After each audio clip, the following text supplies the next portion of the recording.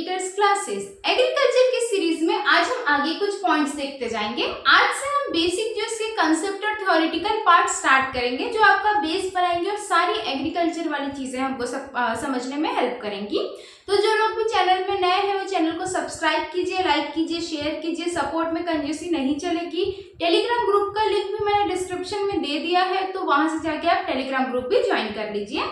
अच्छा, इससे पहले मैंने ICAR और IARI के बारे में बताया था। ये दोनों बहुत ज्यादा इंपॉर्टेंट है, इनसे अक्सर एग्जाम्स में क्वेश्चंस पूछे जाते हैं। तो वो वीडियो आप लोगों को प्लेलिस्ट में अवेलेबल है, वो आप लोग जाके देख लीजिए, अच्छा रहेगा आपके लिए। तो स्टार्ट करते हैं, टाइम वेस्ट नहीं करते हैं। एग्रीकल्चर में आज हमको नेक्स्ट क्या देखना है, ठीक है। वेरी फर्स्ट क्लास में मैंने बताया था एग्रीकल्चर के बारे में कि एग्रीकल्चर बेसिकली क्या है। तो एग्रीकल्चर एक लैटिन वर्ड है।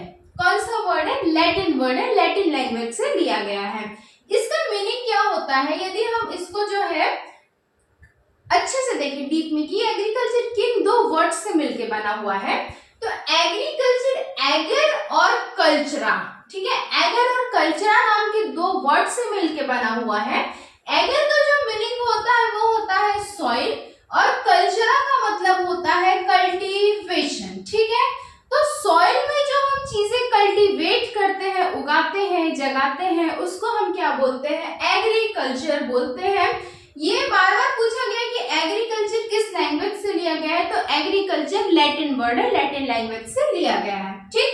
यदि मैं प्रॉपर डेफिनेशन की बात करूं तो एग्रीकल्चर क्या होता है? Cultivation of soil is known as agriculture. Soil में जब हम कुछ चीजें उगाते हैं, ग्रो करते हैं, जगाते हैं, कल्टीवेट करते हैं, उसका कल्चर करते हैं, तो उसी को एग्रीकल्चर कहते हैं। इन वेरी सिंपल वर्ड्स, ठीक। ये इससे आपको क्वेश्चंस डायरेक्ट नहीं आएंगे तो ज्यादा से ज्यादा ये वाला आएगा, ठीक है। वो भी अब क्या है, ये बहुत छोटा क्वेश्चन है ना, बहुत मतलब नॉर्मल क्वेश्चन है, तो ये पहले पूछा जाता था। बट हाँ, तैयारी तो हमको पूरी करके चलनी है, क्या पता इजी दे दें। आगे यदि मैं बात करूं तो हमको देखना है सस्टेनेबल एग्रीकल्चर। क्या देखना है हमको? सस्टेनेबल एग्रीकल्चर, ठीक है। सस्टेनेबल ये जो वर्ड है ये बहुत ज्यादा चर्चा में है, प्रचलन में है, ठीक है। क्यों इतना इंपॉर्टेंट है? सस्टेनेबल डेवलपमेंट गोल्स, जिसको SDG भी बोलते हैं, इसके बारे में सब लोगों ने सुना ही होगा। कमेंट करके बताएंगे हमारे पास टोटल कितने सस्टेनेबल डेवलपमेंट गोल्स हैं जो हमको पूरे करने हैं, अचीव करने हैं, ठीक। देखो, सस्टेनेबल जो वर्ड होता है ना, इसका मतलब होता है किसी चीज को सस्टेन करना, ठीक। मैं आपको एक्सप्लेन करती हूँ। यदि हम आज हमारी जो भी रिक्वायरमेंट है उसको हम पूरी करें, ठीक है, चाहे वो रिक्वायरमेंट कोई टेक्नोलॉजी से रिलेटेड हो, चाहे वो फॉसिल फ्यूल से रिलेटेड हो, वो किसी भी तरीके की रिक्वायरमेंट्स हो सकती है, फूड की रिक्वायरमेंट हो सकती है। यदि मैं एग्रीकल्चर पॉइंट ऑफ व्यू से बात करूं तो किसी भी चीज की, घर बनाने की रिक्वायरमेंट, कोई भी रिक्वायरमेंट आज हम फुलफिल करते हैं और साथ में आने वाली पीढ़ियों के लिए उसकी नीड को भी ध्यान में रखते हैं। ऐसा नहीं सोचना कि भाई हमारा काम तो हो गया, हम गए, साथ में जो भी है खत्म करते हैं सब, ऐसा नहीं। आगे की जनरेशन की जरूरतों को ध्यान में रखते हुए अपनी नीड्स को फुलफिल करना ही सस्टेनेबल कहलाता है। अब ये बात आप सस्टेनेबल गोल्स के लिए ले लीजिए या सस्टेनेबल एग्रीकल्चर। यदि मैं पर्टिकुलर सस्टेनेबल एग्रीकल्चर की बात करूं तो हमको एग्रीकल्चर या क्रॉप्स का कल्टीवेशन उस मैनर में करना है जिसमें हमारी आज की जरूरतें तो फुलफिल हो ही, आज की हमारी नीड्स जो है वो पूरी हो, हमारा हमको जो भी जरूरत है, जो भी फूड स्टफ चाहिए वो हमारे लिए सफिशिएंट हो और साथ में फ्यूचर जनरेशन के लिए भी वो चीजें अवेलेबल रहे, ना कि खत्म हो जाए। इसको बोलते हैं सस्टेनेबल एग्रीकल्चर, ठीक।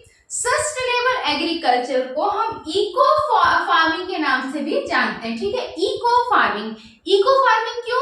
क्योंकि ये एनवायरनमेंट के लिए फ्रेंडली है, ये एनवायरनमेंट के लिए बहुत ज्यादा हानिकारक, नुकसानदायक नहीं होना चाहिए। इकोलॉजिकल फार्मिंग भी बोलते हैं इसको। अब इसके क्या क्या स्पेसिफिकेशंस है किसके? सस्टेनेबल एग्रीकल्चर के। सस्टेनेबल एग्रीकल्चर में लो कॉस्ट इनपुट्स होते हैं। अब भैया लो कॉस्ट इनपुट क्या है, मतलब जो इनपुट हमको देना है वो बहुत ज्यादा कॉस्टली नहीं लगाना है, ठीक है। मान लो मेरे को 10 रुपए का प्रोडक्शन मिल रहा है और मैं उसमें 9 रुपए का इनपुट दे रही हूँ, तो क्या मतलब उस चीज का, कम से कम इनपुट में ज्यादा से ज्यादा आउटपुट चाहिए, तब हमारा क्या कहलाएगा, सस्टेनेबल एग्रीकल्चर। तो यहाँ पे इनपुट कैसा होना चाहिए, लो कॉस्ट होना चाहिए, ठीक है। Lower amount of chemical fertilisers, जो केमिकल फर्टिलाइजर्स है उनकी कम से कम मात्रा, कम से कम अमाउंट करना और ज्यादा से ज्यादा हमको जो ऑर्गेनिक मैन्योर है वो यूज करना है, किसमें, सस्टेनेबल एग्रीकल्चर में। अब इससे क्या होगा, क्या फर्क पड़ता है हम कॉस्टली मैन्योर फर्टिलाइजर डालें या मैन्योर डालें। देखो फर्टिलाइजर्स हमको इमीडिएटली इफेक्ट दिखाएंगे, ठीक है, इमीडिएटली हमको क्रॉप ग्रो करके दे देगा, लेकिन आगे जो हमारी सॉइल की क्वालिटी है उसमें डाउन होगी, वो जो लैंड है वो इनफर्टाइल हो जाएगा, तो ये हमारे लिए सस्टेनेबल एग्रीकल्चर का काम नहीं करेगा। इसलिए हमको कैसा जो है केमिकल फर्टिलाइजर यूज करना है, बहुत लोअर अमाउंट में, बहुत कम अमाउंट में, और ज्यादा से ज्यादा क्या यूज करना है, ऑर्गेनिक जो मैन्योर है वो सारे यूज करने हैं, ठीक है। सॉइल फर्टिलिटी को हमको मेंटेन करते हुए चलना है, मतलब कम से कम जो पेस्टिसाइड्स वगैरह का यूज करना है, ठीक। इकोलॉजिकल हार्मोनी बना के रखना है, मतलब इकोलॉजिकल हार्मोनी मतलब जिस भी फील्ड में, जिस भी खेत में, आप समझ लो, बहुत इजी वर्ड में मैं समझाने की कोशिश कर रही हूँ, किसी भी फील्ड में बहुत तरीके के जीव जंतु पाए जाते हैं, बहुत सारे कीड़े होंगे, बहुत सारे जो है एनिमल्स होंगे, वहां पे वाटर में रहते होंगे, कुछ पेड़ वेड़ होंगे आसपास, तो उनको काटना नहीं है या उनको किसी तरीके से हार्म नहीं करना है, हमको अपना क्रॉप ग्रो करना है मिनिमम क्वांटिटी में, किसी फील्ड को हार्म करके, कम से कम उसमें इनपुट लगाना है, कम से कम केमिकल्स यूज करने हैं, ज्यादा से ज्यादा एनवायरनमेंट को प्रोटेक्ट करते हुए, सॉइल की फर्टिलिटी को मेंटेन करते हुए जो हम एग्रीकल्चर या फार्मिंग करेंगे उसी को हम सस्टेनेबल एग्रीकल्चर बोलेंगे, ठीक। जितने लोग भी ये सोच रहे हैं कि सिर्फ स्क्रीनशॉट लेने से काम चल जाएगा, तो भाई आगे की जो क्लास होगी वो बेसिकली एक्सप्लेनेशन बेस्ड होंगी। आपको यदि स्क्रीनशॉट लेने के लिए आप वीडियो ओपन करते हो तो रेदर नॉट टू ओपन, ठीक है, आप लोग ऐसे ही किसी भी बुक से पढ़ लो, आपको हो जाएगा। यहाँ जो मेरा प्राइम फोकस है वो एक्सप्लेनेशन पे है, तो उस पर ध्यान रखो, चीजों को समझते हुए चलना है, ठीक। किसकी बात हो गई, सस्टेनेबल एग्रीकल्चर, ये समझ लिया हमने। अब हम क्या देखेंगे, अब हम देखेंगे शिफ्टिंग कल्टीवेशन, ठीक है, नाम सबने सुना होगा, बहुत कॉमन नेम है। शिफ्टिंग कल्टीवेशन में क्या होता है, लैंड रोटेशन होता है। अच्छा, बहुत इंपॉर्टेंट पॉइंट, इसको हम झूमिंग भी बोलते हैं या झूम कल्टीवेशन भी बोलते हैं। स्टार मार्क में पूछा हुआ क्वेश्चन है। Shifting cultivation is also known as jhum cultivation और झूमिंग, ठीक है। इसका एक और नाम है, शिफ्टिंग कल्टीवेशन को हम स्लैश एंड बर्न एग्रीकल्चर बोलते हैं, स्लैश एंड बर्न एग्रीकल्चर बोलते हैं, ठीक। देखो क्या होता है शिफ्टिंग कल्टीवेशन में, एक प्रकार की कोई भी एक टाइप की क्रॉप, सपोज मैंने पैडी धान ले लिया, ठीक है, उसको मैं किसी फील्ड में ग्रो कर रही हूँ, मैंने 5 साल तक के कंटिन्यू एक सीजन में उसी को ग्रो किया, पैडी को ग्रो किया, पैडी को ग्रो किया और पैडी को ही ग्रो किया। कुछ टाइम बाद क्या होगा कि पैडी के लिए जो भी न्यूट्रिएंट्स रिक्वायर्ड है, चाहे नाइट्रोजन, फास्फोरस, सल्फर, जो भी पर्टिकुलर न्यूट्रिएंट पैडी के लिए, धान की फसल के लिए रिक्वायर्ड है, वो उस फील्ड में क्या होगी, खत्म हो जाएगी, ठीक है। जैसे यदि हम समझने की कोशिश करें तो ये एक फील्ड लिया मैंने, उसमें मैंने पैडी ग्रो किया, ठीक है। यदि मैं कंटिन्यू 5 इयर्स तक के यदि मैं कंटिन्यू पैडी ग्रो करते जाऊंगी तो इस फील्ड में जो भी न्यूट्रिएंट्स है वो खत्म हो जाएंगी और मेरे को इस फील्ड को छोड़ के दूसरे फील्ड में शिफ्ट होना पड़ेगा, ठीक है, ये दूसरे फील्ड में शिफ्ट होना पड़ेगा। तो अब इस फील्ड का क्या होगा, इस फील्ड को क्या करते हैं, जला देते हैं। इस फील्ड को क्या करते हैं, हम जला देंगे। जलाने के बाद इसमें जो भी राख, जो भी जलने के बाद जो प्रोडक्ट्स आएंगे, जो वेस्ट मटेरियल आएंगे, ऑर्गेनिक वेस्ट, वो ह्यूमस का काम करेंगे और कुछ सालों बाद, 10 साल, 15 साल, 20 साल बाद इस लैंड की फर्टिलिटी को वापस से रिस्टोर करेंगे। तब तक क्या हम इसमें एग्रीकल्चर कर सकते हैं? नहीं कर सकते हैं। तब तक हम कहाँ करेंगे? फिर 5 साल यहाँ करेंगे, जब इसके न्यूट्रिएंट्स खत्म हो जाएंगे तो हम वापस से किसी दूसरे फील्ड में शिफ्ट हो जाएंगे। तो इस तरीके से एक फील्ड में कंटिन्यू एक ही क्रॉप को बहुत सालों तक जगाने के बाद उसके न्यूट्रिएंट्स जब खत्म हो जाते हैं तो हम दूसरे फील्ड में शिफ्ट हो जाते हैं। दूसरे फील्ड में शिफ्ट होते हैं तो पहले वाले को क्या करते हैं? जला देते हैं, जला के उसको छोड़ देते हैं। कुछ सालों बाद वो जो है अपने न्यूट्रिएंट को वापस से रीगेन करता है, तब तक हम फील्ड टू फील्ड शिफ्ट होते जाते हैं। इसी प्रोसेस को, इसी टेक्निक ऑफ एग्रीकल्चर को क्या बोलते हैं? शिफ्टिंग कल्टीवेशन या शिफ्टिंग एग्रीकल्चर बोलते हैं, झूमिंग भी बोलते हैं, स्लैश एंड बर्न एग्रीकल्चर भी बोलते हैं और लैंड रोटेशन भी बोलते हैं। प्रीवियस टाइम में, प्रिमिटिव टाइम पे ये एग्रीकल्चर ज्यादा जो थी वो फेमस थी, अभी ये कम हो गई है क्योंकि भाई बहुत सारे जो लैंड अवेलेबिलिटी हमारे पास उतनी है नहीं कि हर कुछ टाइम के लिए फील्ड को छोड़ छोड़ के हम शिफ्ट करते जाएं, तो इतना है नहीं अभी अपने पास रिसोर्स। ठीक, यदि हमारे पूर्वजों ने भी सस्टेनेबल एग्रीकल्चर के बारे में सोचा होता तो शायद हमारे पास आज ज्यादा रिसोर्सेस होते। ठीक है, अब यदि मैं बात करूं तो किसकी करूंगी? Response farming. क्या है? Response farming. तो भाई अब रिस्पॉन्स फार्मिंग क्या होता है देखते हैं। ठीक है, सबसे पहले ये जो वर्ड दिया गया है रिस्पॉन्स फार्मिंग, वो किसने दिया है? स्टीवर्ट ने दिया है 1988 में। स्टीवर्ट नाम के एक पर्सन थे जिन्होंने 1988 में ये वर्ड दिया है रिस्पॉन्स फार्मिंग का। ठीक, इसमें क्या होता है रिस्पॉन्स फार्मिंग में? सबसे पहले हम क्या करते हैं? वेदर डेटा को एनालिसिस करते हैं। मैं समझाती हूँ कि क्या होता है। क्या होता है इसका फर्स्ट स्टेप? हम वेदर डेटा को एनालिसिस करते हैं और उसके बेसिस पे एक प्रेडिक्शन निकालते हैं। ठीक है, क्या प्रेडिक्शन निकालेंगे? अब भाई एग्रीकल्चर के लिए सबसे ज्यादा जो हमको वेदर प्रेडिक्शन चाहिए वो चाहिए मॉनसून का, रेन का। ठीक है, किस अमाउंट में रेन होगी, प्री मॉनसून कब होगा, मॉनसून कब आएगा, किस साल में, वो एक जो है वो प्रॉपर एक डेटा का एनालिसिस होता है प्रीवियस ईयर्स के हिसाब से। और आने वाले सीजन में हम क्या करते हैं? हम एनालिसिस करते हैं डेटा का और एक प्रेडिक्शन निकालते हैं कि भाई इस पर्टिकुलर ईयर में, जैसे मैं 2024 मॉनसून की बात करूं तो वो कितने जून को यहाँ पर पहुंचेगा, कितने जून को जो है वो सपोज कहाँ केरला में कितने जून को पहुंचेगा, केरला से होते हुए नॉर्थ इंडिया कब तक के पहुंचेगा। तो ये एक प्रेडिक्शन निकालते हैं। उस प्रेडिक्शन के हिसाब से हम क्या करेंगे? मैनेज करेंगे क्रॉप्स को। जब मॉनसून आना है उससे पहले हम उस साइट को प्रिपेयर करेंगे, पर्टिकुलर जो भी उसके लिए प्री ट्रीटमेंट चाहिए, साइट ट्रीटमेंट चाहिए, हम वो करेंगे, होइंग करेंगे, जो भी हमको चाहिए, प्लोइंग करेंगे। ठीक है, ये जो सारे ट्रीटमेंट्स हैं हम उस फील्ड को प्रिपेयर करेंगे उस पर्टिकुलर क्रॉप के लिए जो हमको ग्रो करना है, सो करना है। तो उसके लिए हमको क्या करना होगा कि एनालिसिस करना होगा, प्रेडिक्शन करना होगा। तो इस तरीके की जो फार्मिंग होती है जिसमें हम पहले एनालाइज करते हैं, उसके हिसाब से हम चीजें करते हैं, उसको क्या बोलते हैं? रिस्पॉन्स फार्मिंग बोलते हैं। ठीक है, मतलब हम उस एनालिसिस को रिस्पॉन्स कर रहे हैं। ठीक, आगे यदि मैं बात करूं, नेक्स्ट जो है वो है प्रिसिजन फार्मिंग। ठीक है, प्रिसिजन फार्मिंग, और इसी को हम क्या बोलते हैं? साइट स्पेसिफिक फार्मिंग भी बोलते हैं। साइट स्पेसिफिक फार्मिंग वर्ड से बहुत ज्यादा क्लियर है। ठीक है, प्रिसिजन फार्मिंग मैं आपको एक्सप्लेन करती हूँ, बट साइट स्पेसिफिक फार्मिंग जो है आप शब्द देख के, आप वर्ड देख के समझ गए होंगे कि क्या होगा। इसमें क्या होगा कि किसी हमको एक स्पेसिफिक क्रॉप को स्पेसिफिक एरिया के लिए टारगेट करना है और उसी के हिसाब से उस फील्ड को प्रिपेयर करना है। ठीक, जैसे फॉर एग्जांपल यदि मैं सेंट्रल इंडिया की बात करूं तो मॉनसून के टाइम पे, सपोज मॉनसून आने वाला है। ठीक है, जून का समय चल रहा है, जून का टाइम चल रहा है, मॉनसून आने वाला है, तो ये मेरा फील्ड है। अब इस फील्ड को क्या मैं वीट के लिए प्रिपेयर करूंगी, या वीट के लिए मैं प्रिपेयर करती हूँ तो क्या वो सही होगा? नहीं होगा। इसको मेरे को जो है खरीफ जो हमारे क्रॉप्स है उनके लिए प्रिपेयर करना होगा।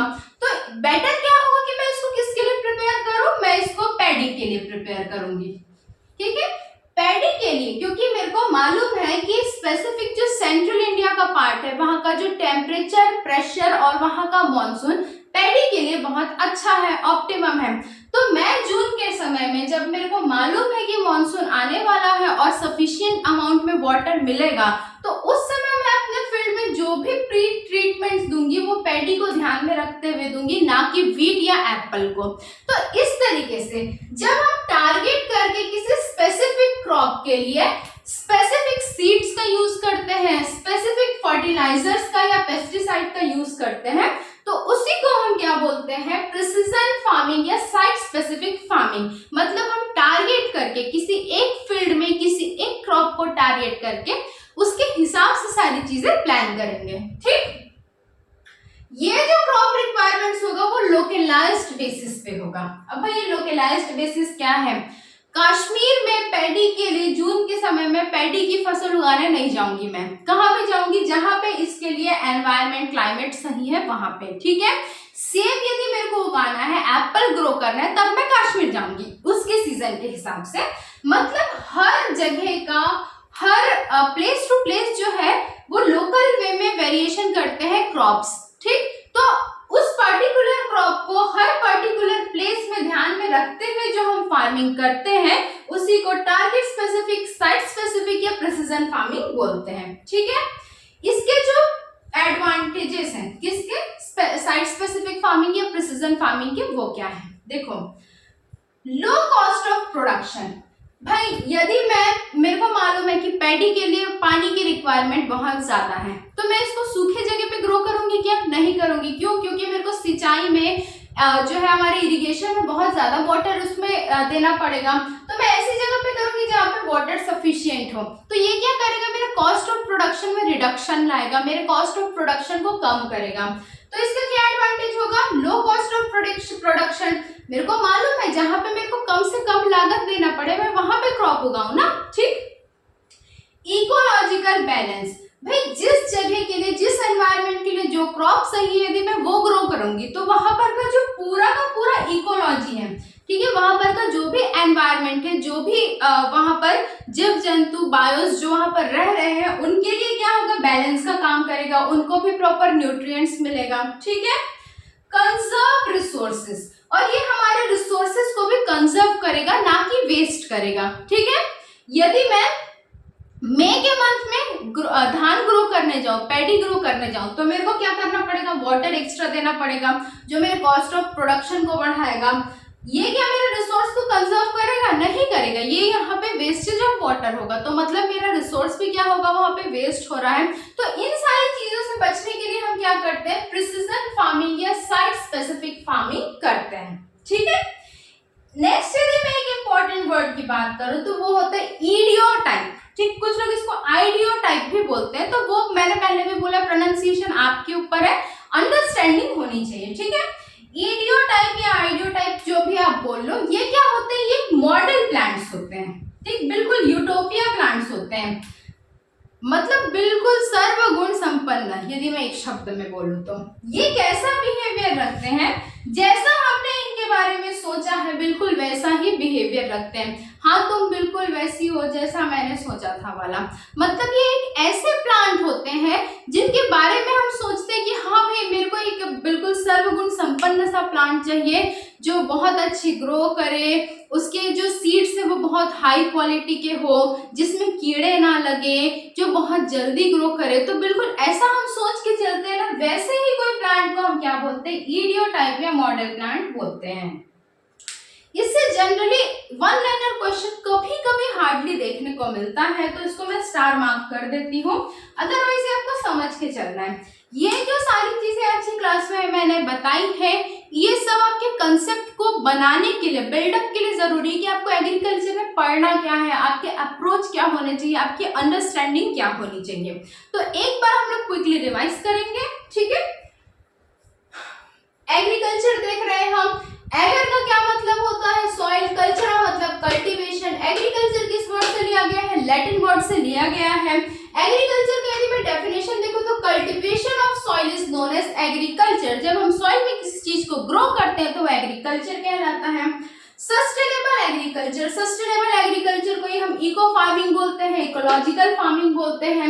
इसमें हमको क्या करना है, आज की हमारी एग्रीकल्चरल नीड्स को फुलफिल करना है और फ्यूचर जनरेशन की नीड्स को ध्यान में भी रखना है। ठीक है, सारे रिसोर्सेज खुद के खुद खत्म करके नहीं जाना है।